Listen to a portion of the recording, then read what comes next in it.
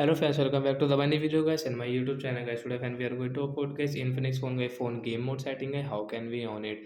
Friends, we want to on guys your Infinix phone game mode setting. So how can you on it? And how can you use today friends? I will show you. I will tell you guys. So before starting video friends, first of all go and subscribe the channel guys. Click the bell icon, like the video guys. So then first of all open your phone setting guys. Sorry friends, I paused the video guys. Now continue guys. So guys, we will on guys our phone setting guys. After on phone setting guys, you can see this type of setting. So guys, we will click on guys this phone special function setting guys. We'll click on phone special function and once you can see guys your Infinix on my phone game mode guys, we will tap here to on it. So once you want to you on guys, you want to use guys this game mode setting guys, so you can on. After on guys, you can see game assistant panel guys, you can on and off from here.